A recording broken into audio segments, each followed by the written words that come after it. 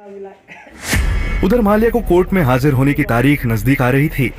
इधर माल्या ने Kingfisher airlines की भूख शांत करने के लिए ओएस्ट, सनोफी और बाकी कंपनियों में उसकी बहुमूल्य हिस्सेदारी को भी बेच दिया, जो कि उसके पिता विट्ठल माल्या ने बड़ी सतर्कता से बचाकर रखी हुई थी।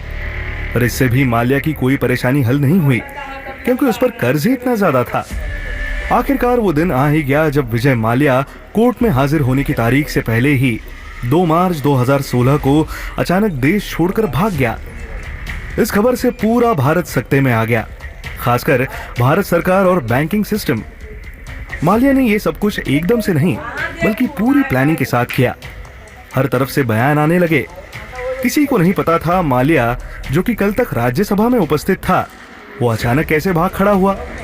माल्या ने 2 मार्च को लगभग सुबह 11:15 बजे जेट एयरवेज को फोन कर अपनी यात्रा की सूचना दी, जिसके बाद दोपहर 1:15 पर वो जेट एयरवेज की फ्लाइट 9W122 से लंदन रवाना हो गया। माल्या ने बोइंग 777-300 के फर्स्ट क्लास में ट्रैवल किया। उसके साथ करीबन 8 से 10 बैग थे और साथ एक महिला भी थी। जैसे ही माल्या की भागने की खबर आई, कांग्रेस और एनडीए ने एक दूसरे पर आरोप प्रत्यारोप शुरू कर दिए।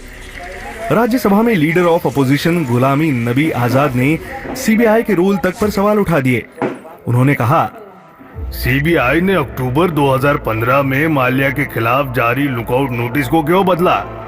उन्हें डिटेन किए जाने के एडवाइजरी को बदलकर सिर्फ मूवमेंट की इंफॉर्मेशन देने को क्यों कहा गया?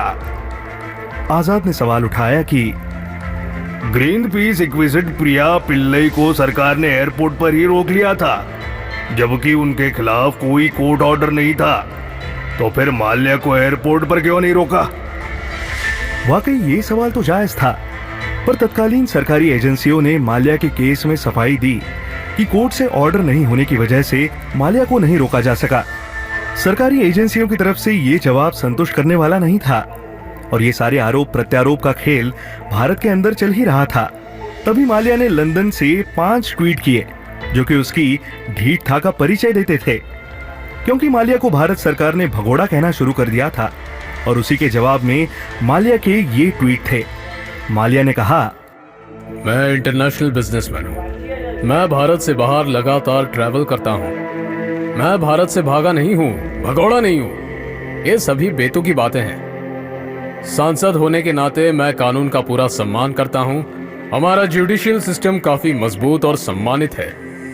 मीडिया मेरा ट्रायल ना करे। मीडिया बॉसेस ये ना भूलें कि मैंने कई साल उनकी मदद की है। ये सब डॉक्यूमेंटेड है। अब वे टीआरपी हासिल करने के लिए झूठ बोल रहे हैं। उधर दूसरी तरफ एनडीए ने भारत सरकार पर आरोप लगाया कि माल्या के खिलाफ सीबीआई का नोटिस बेहद कमजोर था, जिसकी वजह से माल्या ने इसे बहुत हल्के में लिया। पर जो भी हो, माल्या अब भाग चुका था। भारत सरकार ने उसे भगोड़ा घोषित कर दिया। यूं तो उस पर कई सारे आरोप लगे थे, पर सुप्रीम कोर्ट ने अवमानना के मामले में भगोड़े विजय माल्या को 4 महीने की सजा सुनाई। कोर्ट ने माल्या पर 2000 रुपए का जुर्माना भी लगाया। जुर्माना ना चुकाने पर 2 महीने की अतिरिक्त जेल काटनी होगी। पर माल्या मार्च में ही देश छोड़कर भाग चुका था और जिस दिन कोर्ट ने फैसला सुनाया, उस दिन ना तो माल्या पेश हुआ, ना उसकी तरफ से कोई वकील। ये बस एक कानूनी प्रक्रिया थी जो कि बहुत पहले होनी चाहिए थी और वो माल्या के भाग जाने के बाद हो रही थी। बैंकों के हजारों करोड़ रुपए हजम कर फरार माल्या को सुप्रीम कोर्ट ने 9 मई 2017 को अवमानना का दोषी ठहराया। उसे डियाजियो डील के $40 मिलियन अपने बच्चों के विदेशी अकाउंट में ट्रांसफर करने और संपत्ति का सही ब्यौरा ना देने के लिए अवमानना का दोषी करार दिया गया। उसकी पुनर्विचार याचिका खारिज हो गई थी। सजा पर चर्चा के लिए दोषी का पेश होना कानूनी जरूरी है, लेकिन माल्या कई बार मौका मिलने के बावजूद पेश नहीं हुआ। सुनवाई के दौरान केंद्र सरकार ने कोर्ट से माल्या को अधिकतम सजा देने की मांग की थी। हालांकि सरकार ने कोर्ट को यह भी बताया था कि प्रत्यर्पण की कानूनी लड़ाई हार जाने के बावजूद माल्या कुछ कानूनी दांव पेच अपनाकर यूनाइटेड किंगडम में बना हुआ है। उसने वहां कोई गुप्त कानूनी प्रक्रिया शुरू कर ली है। यूके की सरकार ने ना तो इस प्रक्रिया में भारत सरकार को पक्ष बनाया है, ना ही उसकी जानकारी साझा की है। इस कारण माल्या को भारत वापस लाना मुश्किल हो रहा था। वहीं सुप्रीम कोर्ट माल्या के खिलाफ काफी सख्त हो गई थी। कोर्ट ने कहा कि यूके में चल रही प्रक्रिया पूरी होने का इंतजार नहीं किया जाएगा। इसके बाद कोर्ट ने माल्या की सजा के मसले पर विचार किया। जस्टिस यू ललित और पीएस नरसिम्हा की बेंच ने माल्या को सजा देने के अलावा यह आदेश भी दिया कि वो $40 मिलियन बैंक को ब्याज समेत वापस करे।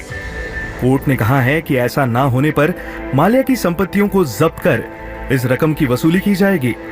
और यही होना शुरू हो गया, क्योंकि हर किसी को पता था कि अब माल्या वापस नहीं आने वाला।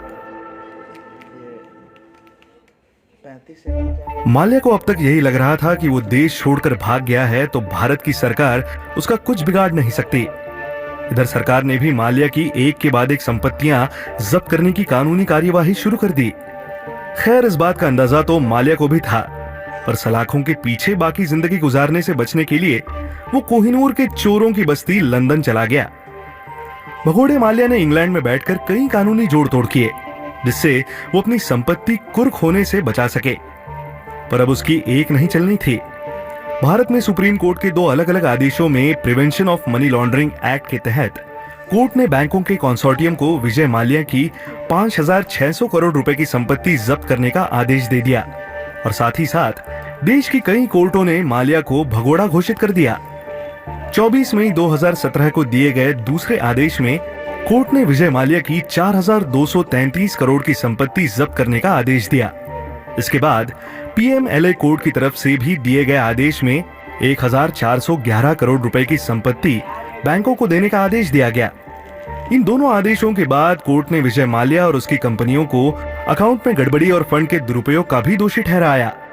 पीएमएलए कोर्ट के जज जेसी जगदाले ने कहा, बैंकों ने विजय माल्या की कंपनी को जो लोन दिया था, मौजूदा स्थिति में असल नुकसान का आकलन करना मुश्किल है, लेकिन बैंकों का 6,200 करोड़ रुपए के नुकसान का दावा काल्पनिक भी नहीं है। पीएमएलए कोर्ट ने आदेश में कहा, गौर करने की बात है कि लोन स्कैम में रिकवरी का दावा करने वाले बैंक सार्वजनिक क्षेत्र के बैंक पीएसयू बैंक है और ये जनता के पैसे से लोन देते हैं। ऐसे में बैंकों के दावे में कई निजी हित नहीं हो सकता। माल्या ने खुद इस संपत्ति से बैंकों को पैसा लौटाने की पेशकश की है। अगर बैंकों को नुकसान नहीं हुआ होता तो विजय माल्या ऐसा क्यों करता?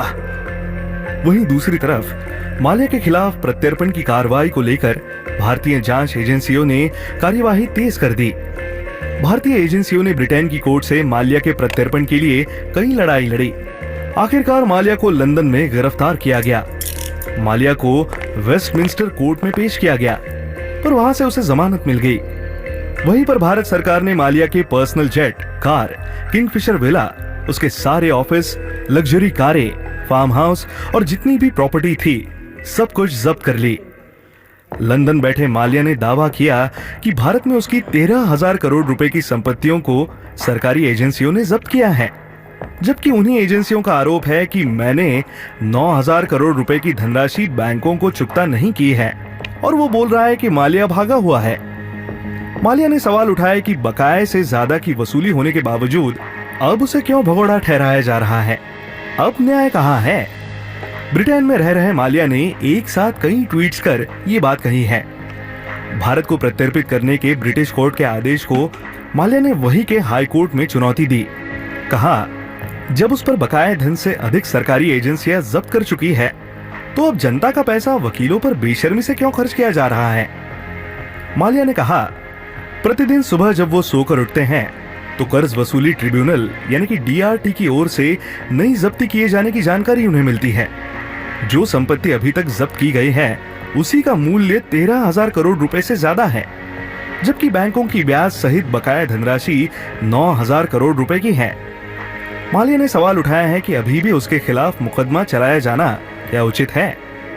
अगर 9,000 करोड़ रुपए लेकर भाग जाने का सरकारी एजेंसियों का दावा सही भी मान लिया जाए तो डीआरटी की 13,000 करोड़ की जब्ती के बाद अब सरकारी क्षेत्र की बैंक कहां से नुकसान में है।